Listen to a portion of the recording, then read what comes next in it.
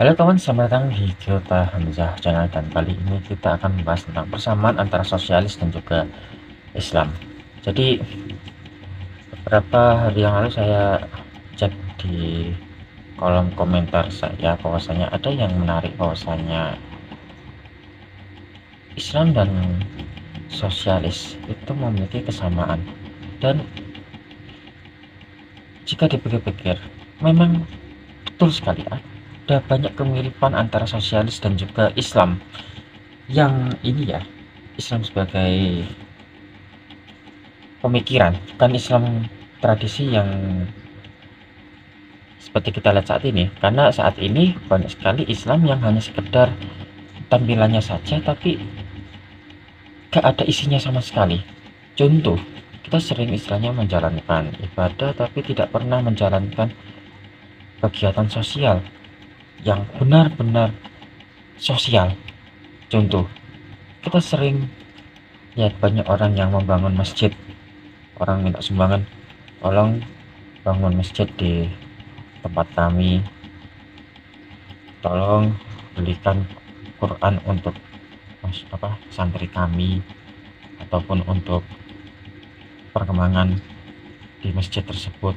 Tetapi ketika masjidnya sudah jadi, ketika kita sholat ataupun sekedar beristirahat saja, kita diusir, pagarnya ditutup. Nah itu ngapain coba minta uang sumbangan di jalan-jalan tapi masjidnya ditutup?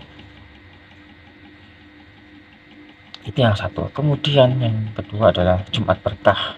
Walaupun awalnya bagus, memberi makan pada mereka yang tidak mampu, tapi pada akhirnya ini menjadi fenomena sosial bahwasanya masyarakat kita bukannya tertolong, malah ketergantungan dan merasa diri mereka menjadi miskin banget, tidak mampu. Padahal yang minta-minta itu ya orang-orang sekitarnya, yang warganya yang cukup, bukan orang-orang kayak musafir yang kehabisan bekal, sales-sales yang belum dapatkan target tapi harus dikejar, itu gak punya duit. Itu yang seharusnya itu, ataupun kayak tukang ojol, mereka jauh lebih membutuhkan Jumat Berkah nasi bungkus tersebut daripada orang-orang seperti ini. Kadang banyak sekali nasi bungkus yang diambil 2, 4 tapi nggak dimakan. Sekali dimakan barangkali dibuat mainan, di ecek-ecek ataupun itu yang biasa anak itu. Dan ini yang menjadi masalah tersendiri. Kita hanya ingin terlihat agamis, ingin terlihat religius, tapi tidak pernah berusaha untuk menjadi orang yang religius. Padahal religi itu adalah orang yang menjalankan agama, dan salah satu perintah agama adalah bermanfaat kepada sesama.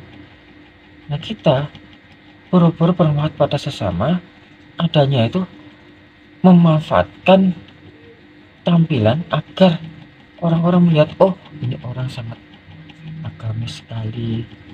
Hanya begitu saja, jaketnya saja yang mereka fokuskan. Nah, kembali ke sosialis. Banyak para pemikir Islam yang di Indonesia itu pada dasarnya seorang sosialis. Bahkan kayak Abu Salim, Cokro Aminoto, Bung Hatta, itu adalah orang sosialis, tapi aman lah, yang masih aman lah. Jadi Abu Salim, Cokro Aminoto, Bung Hatta itu mengambil keadilan sosial yang menjadi dasar terbentuknya Pancasila. Nah, keadilan sosial itu berarti masyarakatnya itu memiliki peran andil yang setara.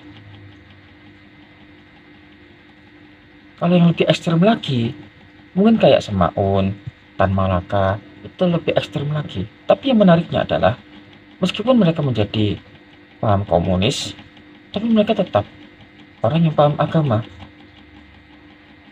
Sholat tetap sholat. tapi pemikirannya aja diambil karena waktu itu nafas zamannya seperti itu. Kalau ingin melawan imperialisme, melawan kolonialisme, ya nyebrangnya di kiri, bisa sosialis ataupun komunis. Tapi sekarang ketika kita bahas kiri, itu seakan-akan berbahaya. Memang komunisnya yang berbahaya, tapi sosialisnya.